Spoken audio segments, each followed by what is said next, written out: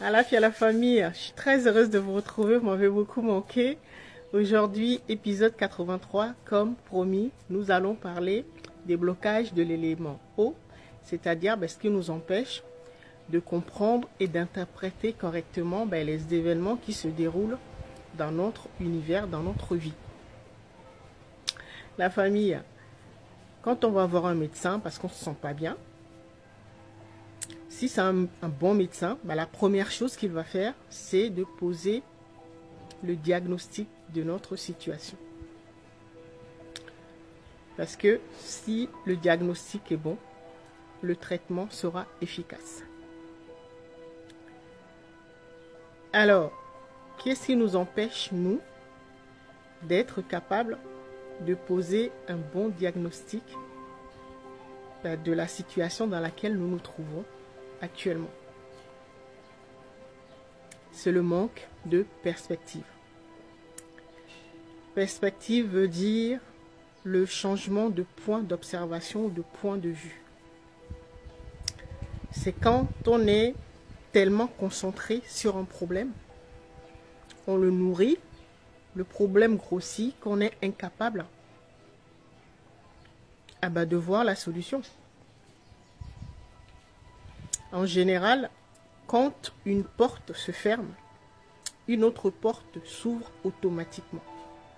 Une porte plus grande. Mais nous nous concentrons souvent sur la porte qui s'est fermée. Et donc, nous sommes incapables de voir l'autre porte qui s'est ouverte.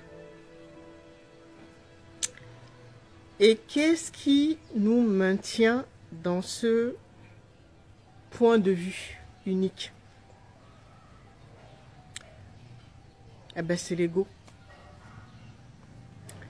C'est l'ego parce qu'on se dit, on s'est sacrifié pour telle personne, on a donné notre vie pour telle entreprise. En général, c'est souvent trois domaines de notre vie.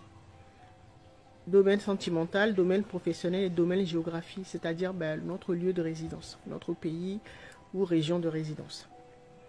On se dit, on s'est sacrifié pour tel pays ou telle association, tel parti politique, telle personne, et la personne nous remercie en nous licenciant ou en nous trahissant, vous avez compris.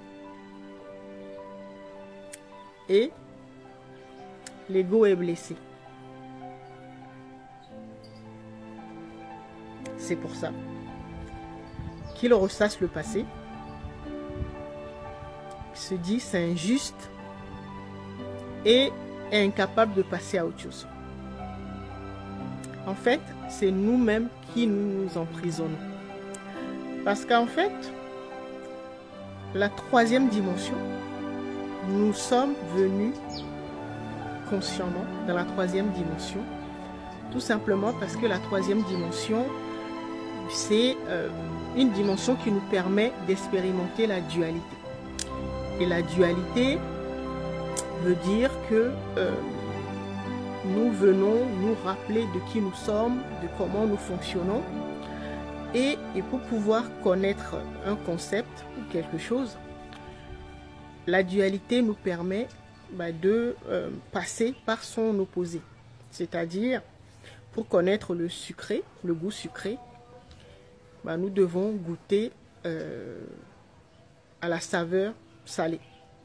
Comme ça, nous saurons que ça, c'est sucré et ça, c'est salé. C'est ce qu'on appelle la dualité, la polarisation. C'est pour ça que nous sommes dans le simulateur, comme j'aime bien l'appeler, dans la 3D. Mais après, dès qu'on a fini de faire le tour, on peut décider de repartir chez nous, c'est-à-dire d'où nous venons, d'ascensionner, de passer à une autre version de nous. Mais l'ego refuse souvent de passer à autre chose. Bah, tout simplement parce qu'il pense que l'ego a oublié comment fonctionne l'univers, donc comment nous fonctionnons en tant qu'univers. Et il pense que on lui doit quelque chose. Il vit dans un cercle vicieux, il crée des problèmes et ensuite il essaie de les résoudre. Parce qu'il refuse de changer de point d'observation. Et c'est là qu'il va dire je me suis sacrifié pour telle personne ou pour telle entreprise, pour telle association, voilà. Et on me jette comme un Kleenex. Il n'a pas compris que la porte se ferme parce qu'il doit bouger pour emprunter la nouvelle porte, la porte plus grande qui vient de s'ouvrir.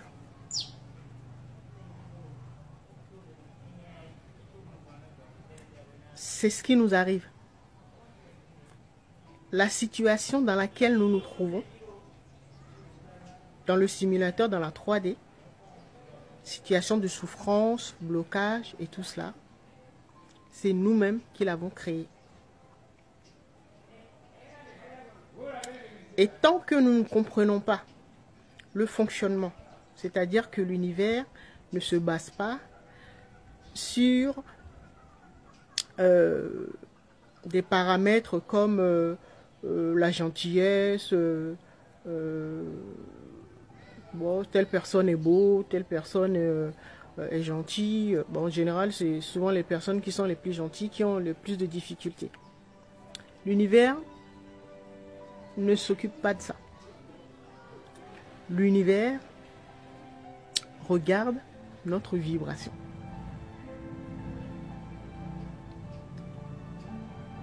Et vous connaissez les lois universelles, c'est-à-dire la loi d'attraction, la loi de réciprocité, vous avez entendu toutes les lois, mais on peut les résumer à une seule loi, c'est-à-dire l'échange. Je donne, je reçois. Ce que je donne, je reçois. Ce que je sème, je récolte. Si vous êtes sacrifié pour quelqu'un, vous l'avez soutenu, c'est parce que vous avez voulu vous sacrifier. L'univers s'en fout de savoir que vous avez été gentil. C'est pas son problème. C'est l'ego qui est blessé de s'être sacrifié. Parce qu'en fait, on le fait pas par altruisme, c'est par intérêt. Sinon, si ce n'était pas par intérêt, on n'aurait pas été blessé. C'est parce qu'on attendait quelque chose en retour. C'est pour ça. Alors, pour savoir si vous êtes à votre place, parce que c'est pas parce que vous êtes à une place que c'est votre place. C'est pas parce que vous êtes en couple que vous êtes avec votre conjoint ou conjointe. C'est pas parce que vous êtes dans telle entreprise que c'est votre place. Dans le monde invisible, vous avez votre place dans tous ces domaines-là. Pour savoir si vous êtes à la bonne place, demandez-vous si vous êtes en paix. Ce qu'on appelle la paix du cœur, la paix de l'âme, la paix de l'esprit. Si vous n'êtes pas en paix, c'est que vous n'êtes pas à votre place. Et donc, il faut bouger. Vous n'êtes pas à la bonne place. Parfois, il suffit juste de déménager, de quitter un pays ou de changer de région pour que notre vie se stabilise. Que les choses reprennent leur place. Parfois, il suffit juste de changer de métier, de changer d'entreprise pour que les choses se résolvent. Parfois, il suffit de quitter une relation, un partenaire, pour que les choses se remettent en place. Et ça, l'ego est incapable de comprendre ça parce que l'ego n'a pas la vision d'ensemble. Donc, on se